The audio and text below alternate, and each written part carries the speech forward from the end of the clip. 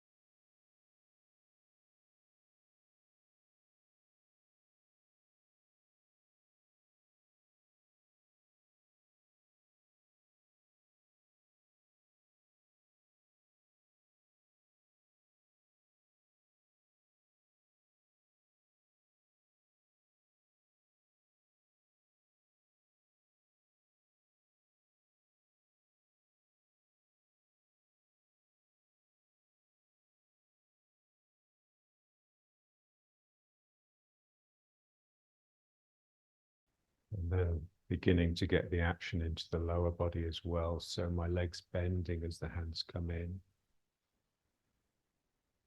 straightening as the hands go out.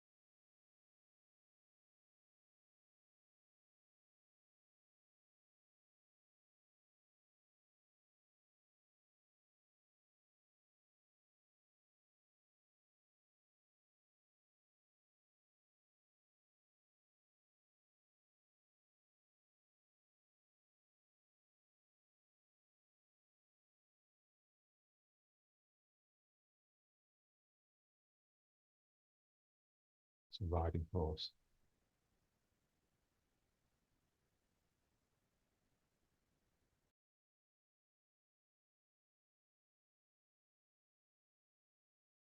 Coming back to central equilibrium, feeling gravity flowing down through me as an energy that's draining into the ground, and feeling my own strength pushing up against that.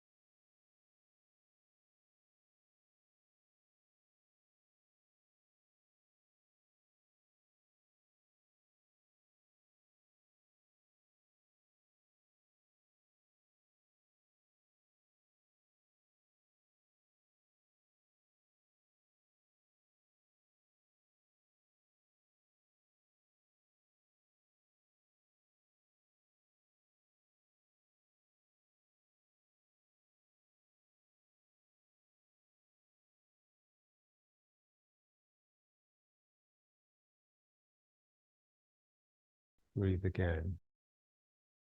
Turn with it. Instead of coming up and down so much, it's more you're turning yourself. So when I pull my hands together, my feet are trying to pull together, so I'm sinking. But then here, as I push apart, I use that rising to actually turn me rather than bring me up.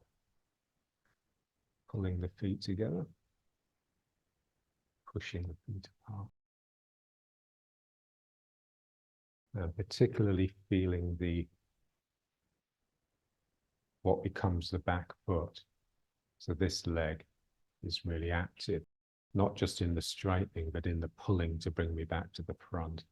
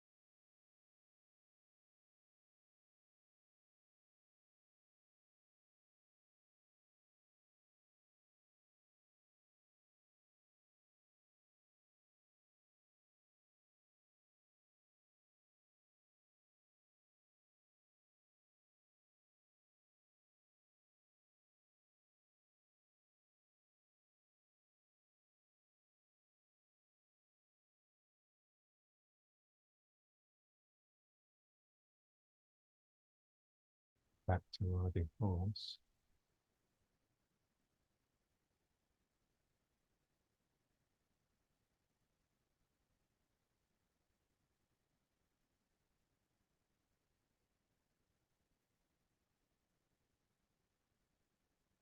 So I've got a friend here who's a Qigong teacher up at the university.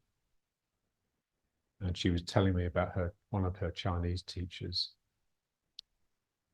There's two words that he uses a lot: relax and concentrate. So it's like my centrifugal, centripetal. So relax is just this sense that you're letting go. So something is expanding, is drifting outwards. And concentrate is something coming in order to focus. So two opposite movements. We need that combination of the two to do anything useful.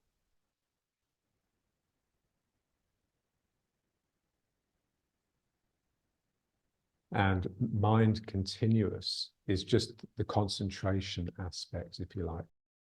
The ability just to keep your mind on the track that you're tracing so that you don't leak energy, so that something can build up and energy can flow. Energy is the flow of intention. So mind continuous is just my intending mind flowing ahead of my body. So the mind is creating the energy is moving the body.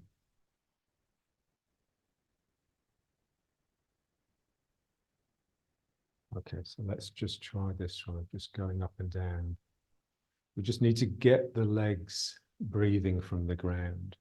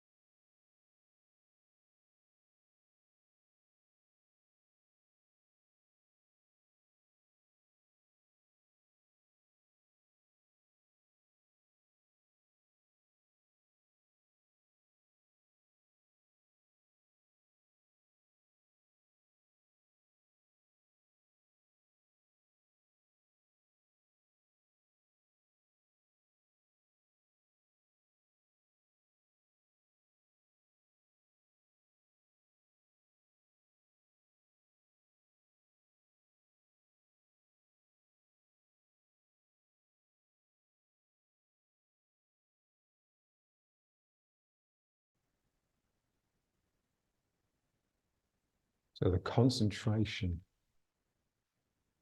that we are trying to develop is really just an inner quietness. The mind is naturally still and quiet. So that's what we want to come back to. So it's not an anxious focus. It's just something that this congealing that happens because the activity ceases.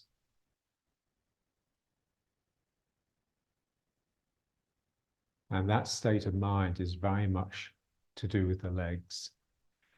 So just trying to get out of the upper body and into the lower body. Sinking.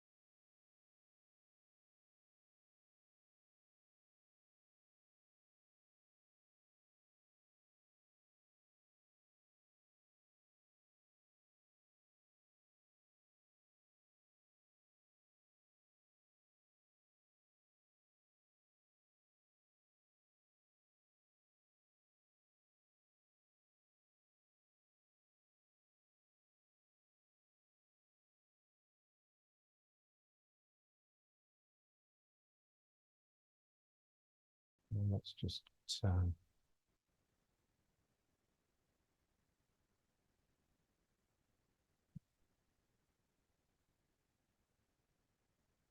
Generating the centrifugal and the centripetal. My body is fleeing the center, and my mind is gathering into the center.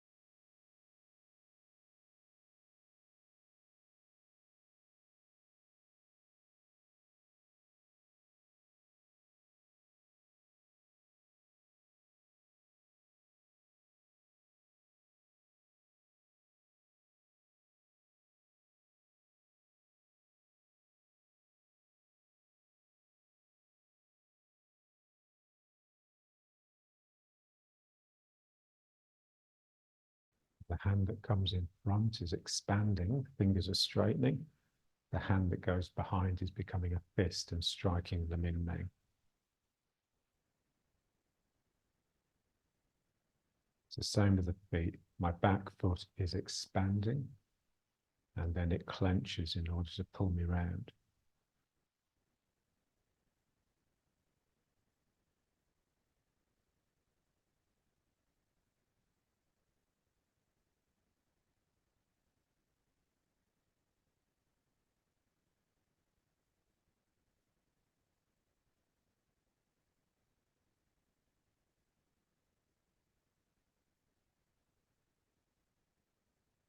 The hand that comes forward is expressing the centrifugal, and the hand that goes behind is expressing the centripetal. One hand is fleeing the center and the other is pulling into it.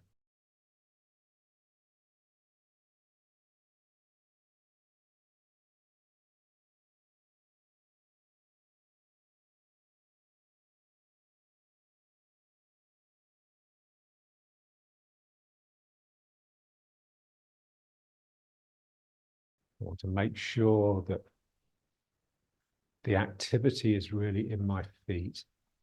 It's my feet working the ground that's producing this swirling.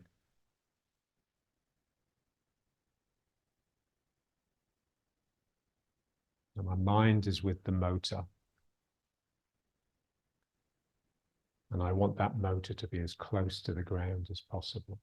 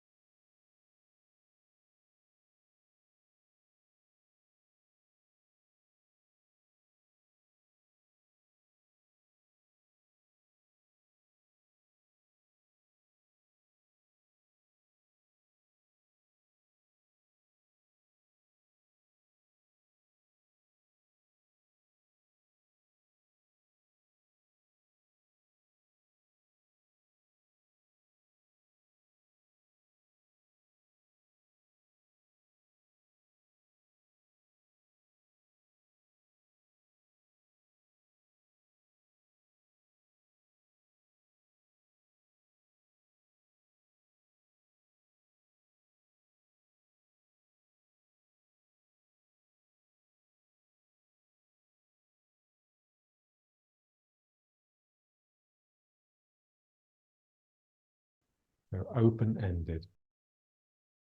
Something in my feet needs to spread so that I can have a sense of something flowing down through my foot and into the ground. That requires my sacroiliacs to release.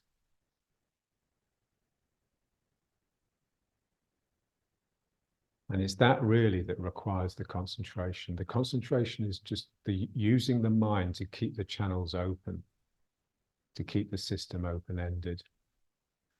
For the mind to start thinking to itself about something unrelated, it has to close the system. So something has to grip and tense up to make my feet on the ground rather than going into the ground.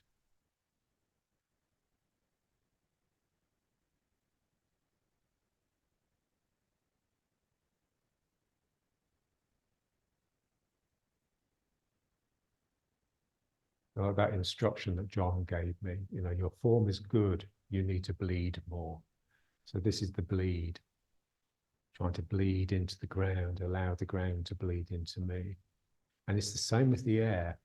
So there's these two forces that are always there, gravity and atmospheric pressure. This sense that the world is crushing in. So something in you has to maintain an internal pressure to balance that. So there's always a fight going on. And that, if you allow it, will stimulate and generate spirit.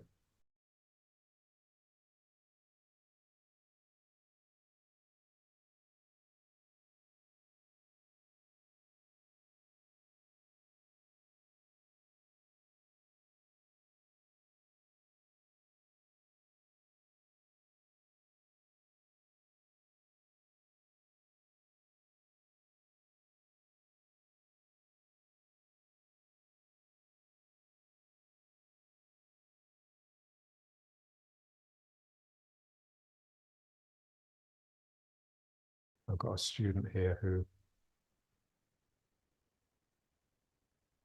I've resumed lessons with. And I'm just trying to get him into this idea of straightening the leg to create a turn, which for me is straightening the back leg. So I straighten my back leg and it pushes the hip round. So he just couldn't understand, because when he straightens the leg in order to turn, he straightens the front leg like this, which is basically the second warm-up exercise. We don't do it very often, partly because it's not terribly useful. But let's just try it. So that second warm-up exercise where we sink into the back foot and allow the front leg to straighten.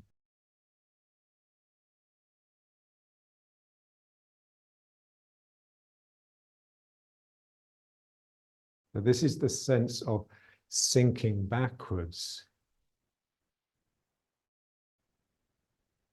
in order to assess the situation. This is what people want.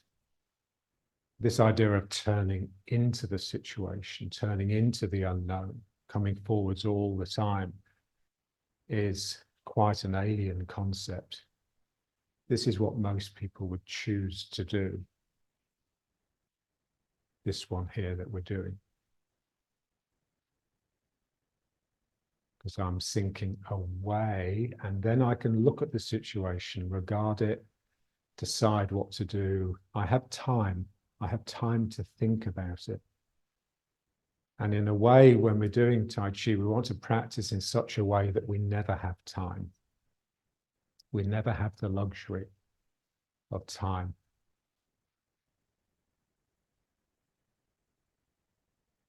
But John said to me once, if ever you find yourself in a fight, just pray that you don't have time to think. It all happens so quickly and so immediately. That's when you'll respond. That's when you're at your best. When you have time to think, you'll always respond too late.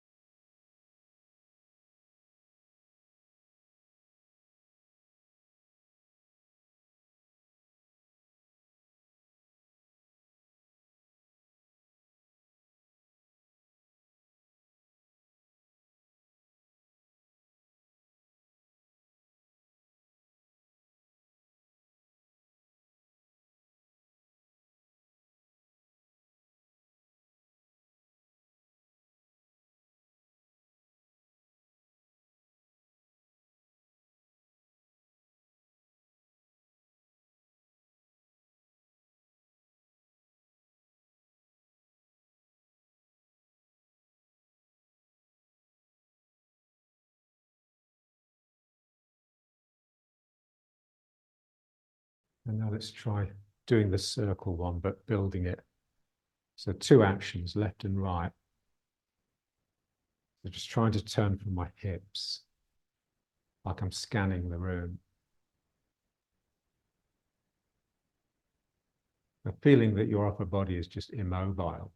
It's being turned by your legs. Your hips are like a platform that your torso is sitting upon.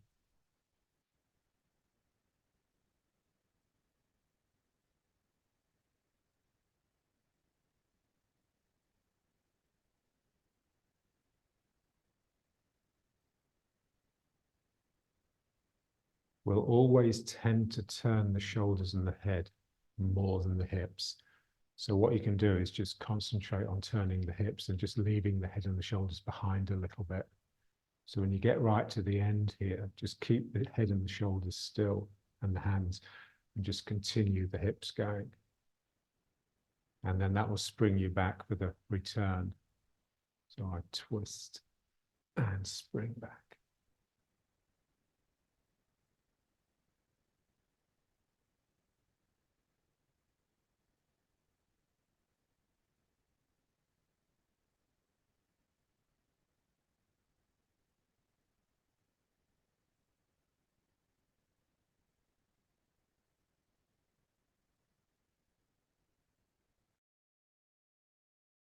We're always interested in the waist.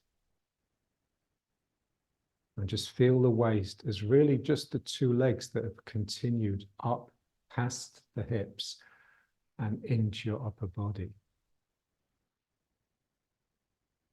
Like the two pipe cleaners wound around each other to create the two legs and the two arms. So there's a real sense of coiling in my torso on my two legs before they come out into the arms.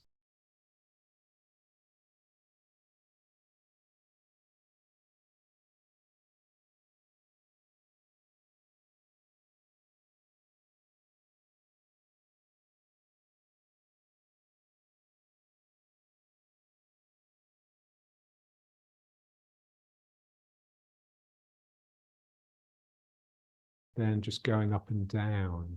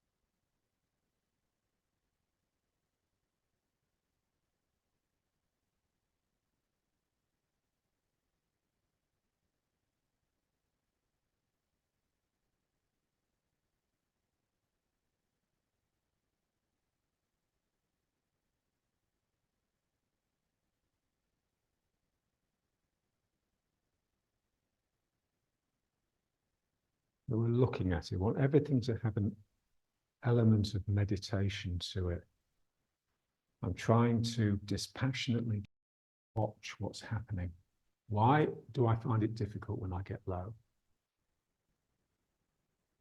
It's all because of my mind. Because the body loves to work. The body loves hard work. And the body loves the pain of hard work. It doesn't like the pain of injury. But here, the pain in the muscles, the body relishes it. It's my mind that would rather it wasn't there. And the reason the mind would rather it wasn't there is because the mind wants to do its own thing all the time. The mind thinks itself above physical labor. We're trying to get back into the body, as close to the ground as possible.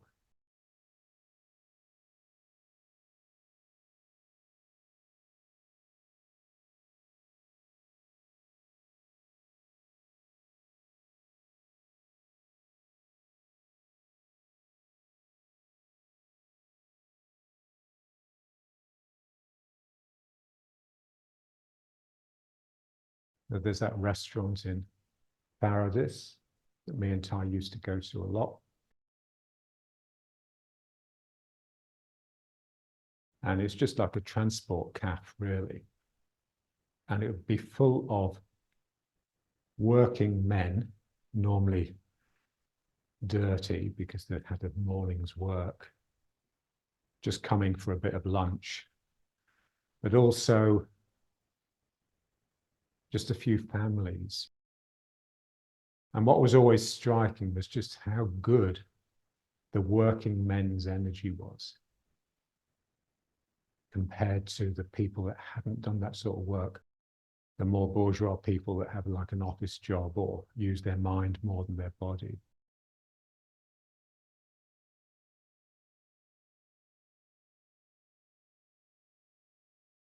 And now let's just put those two together. So the twist, turning side to side and the going down, just to create this circle.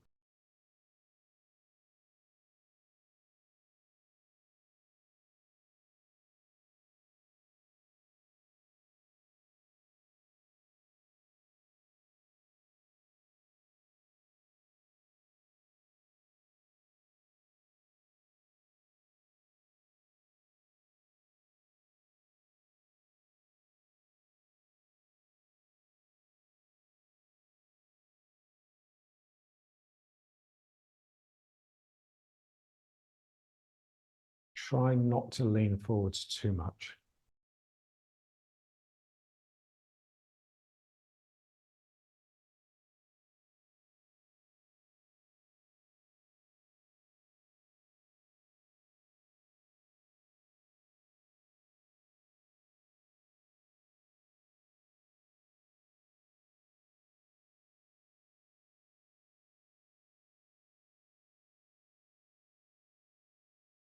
Feeling those places, the places deep down close to the ground where I'd just rather not be, and dwelling there, dithering.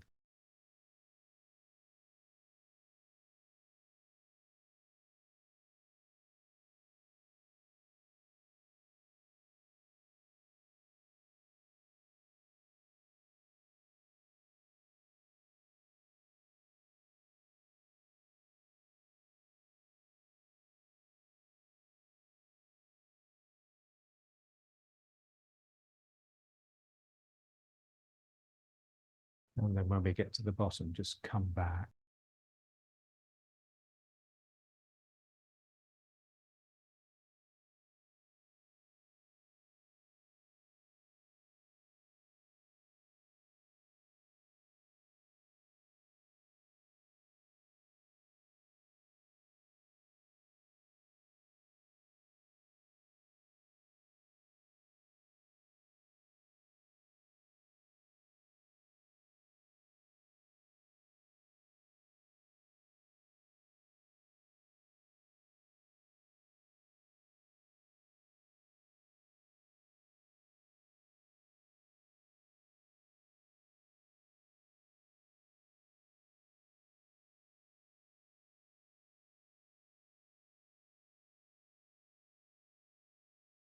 Winding it down.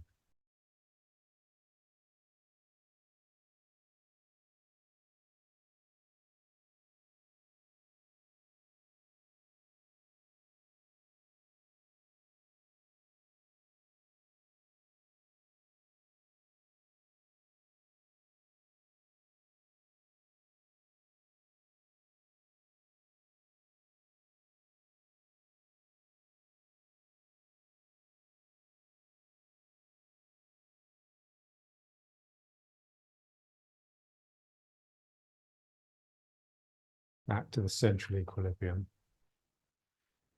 The flow down and the flow up. But now also the turning, the equilibrium of the two turns. My body's wanting to do this, which is really this leg itching to straighten, but also my body is wanting to do this. So as I'm standing here, there's like this oscillation, this vibration on the vertical, but also with the turning.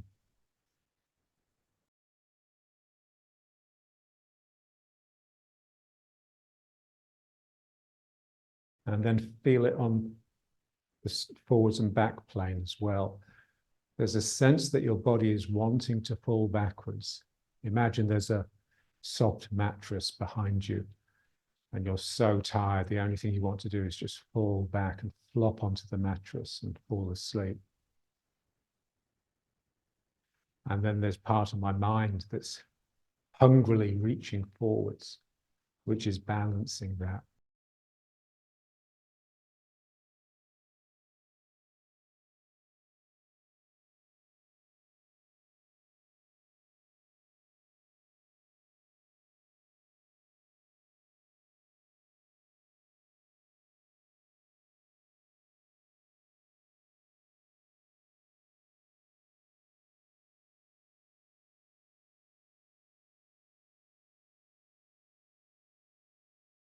And now let's just squat down.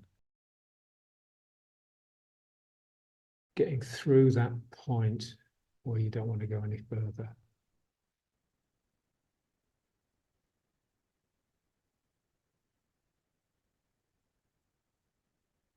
Yeah, so this is a bit like meditation in the sense that your feet and your hands are close to the Dantian. Dantian is very much the center of your being.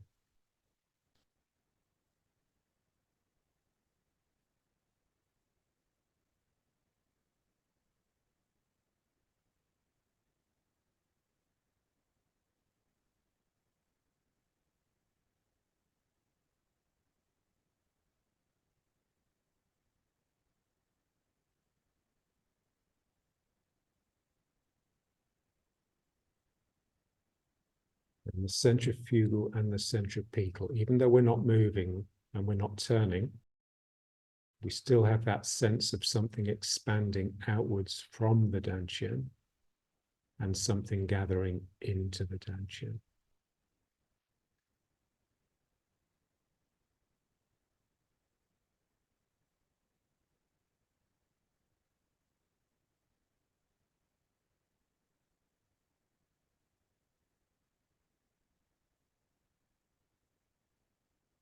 Stay with the breathing. So the mind is really shackled.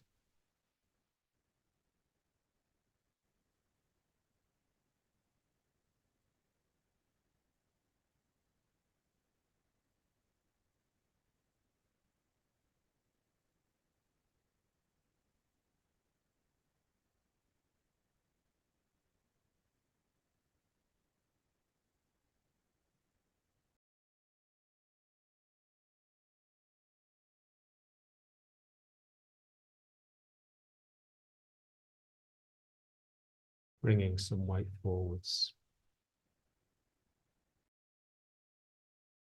Feeling the weight flowing down the arms and the strength in the arms keeping you up. So the central equilibrium there is in the arms as well as the legs.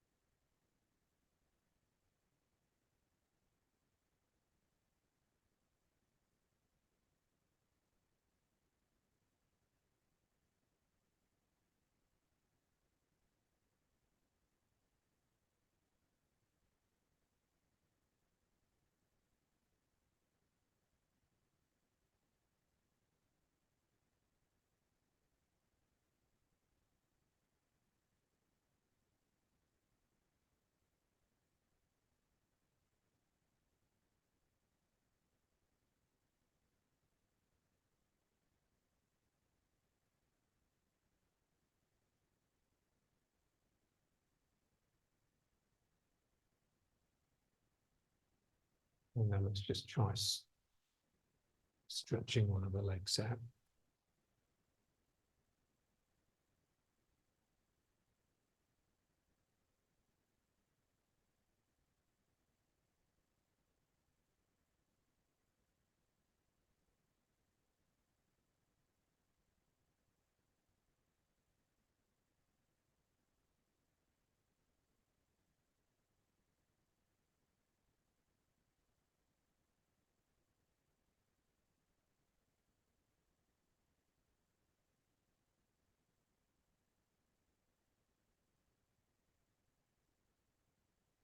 And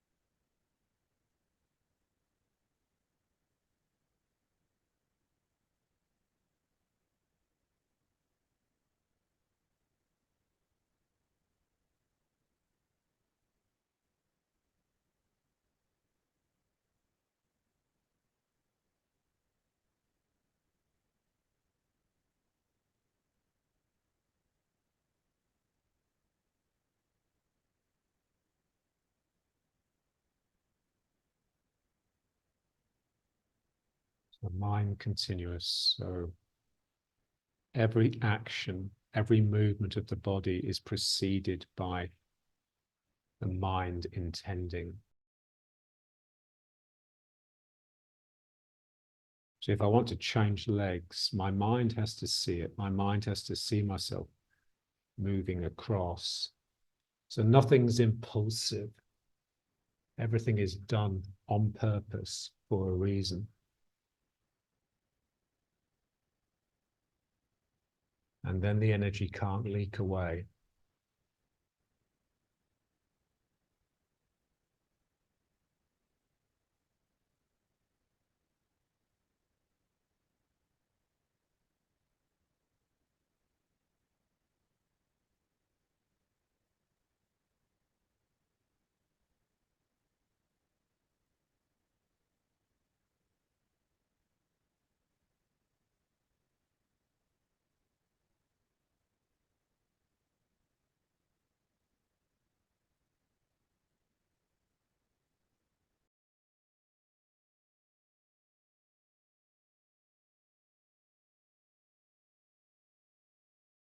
I intend the movement.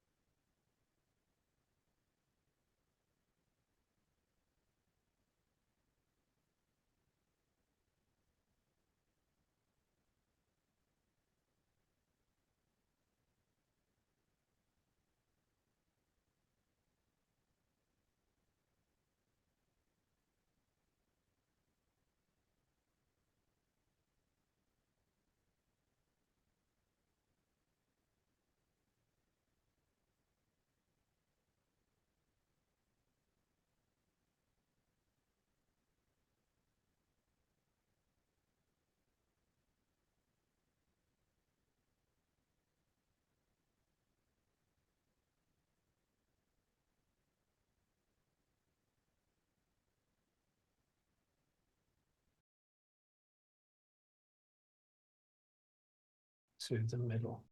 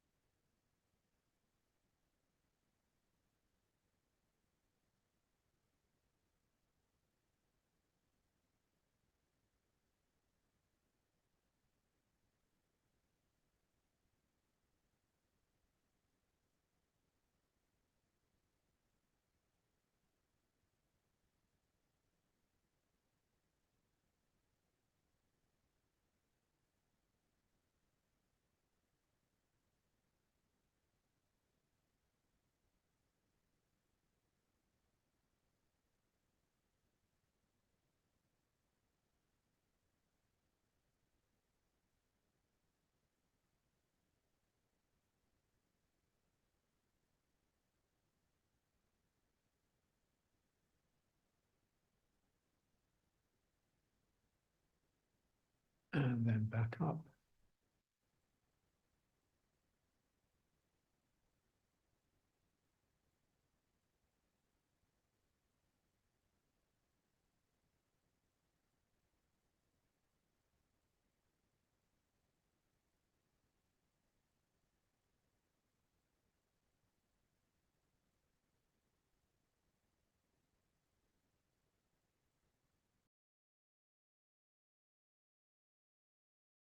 Dantian is like a point. So when you relax from a point, there's just this sense of expanding outwards in all directions. So the point becomes the center of an expanding sphere.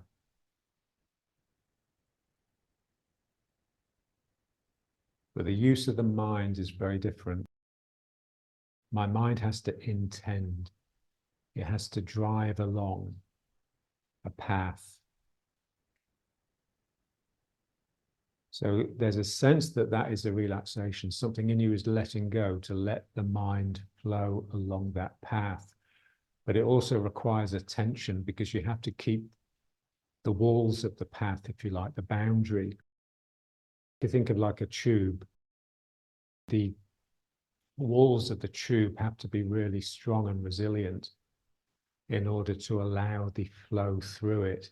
So that's a certain tension, of pulling together, or holding on, that then allows the mind to relax through that and pick up some speed and some power. So this is why we need the relaxation and the concentration. So we're using the mind to intend, and that just becomes the flow of energy.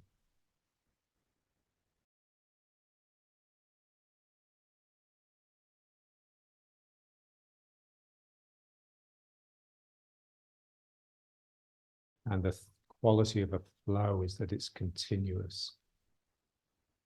It doesn't stop and start. And that's really difficult for the mind.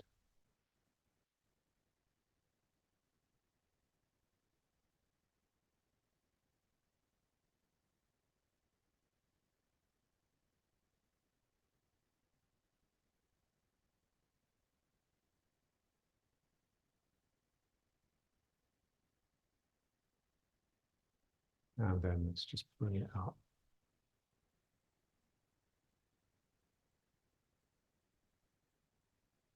I try to maintain the central equilibrium, the down and the up.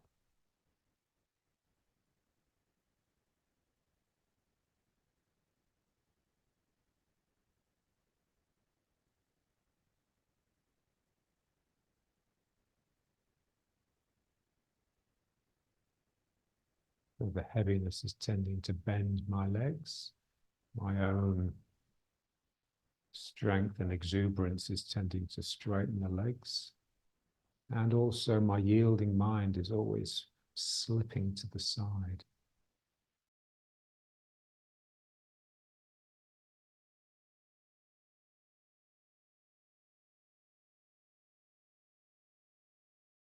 That's like a subtlety, nuance.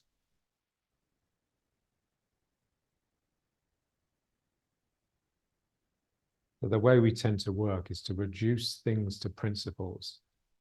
It's like an axiomatic approach to mathematics. You have a few self-evident axioms, and from that you build all these variations which become your theorems. So it's the same with the way that we work. So you need those two flows, if you like. One moving always towards more simplicity, finding deeper and deeper fundamental principles, and another flowing the other way, building up from those principles and just building nuance and sensitivity and spirit.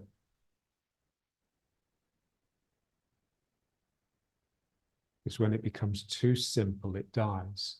When it becomes too complex, it chokes on itself.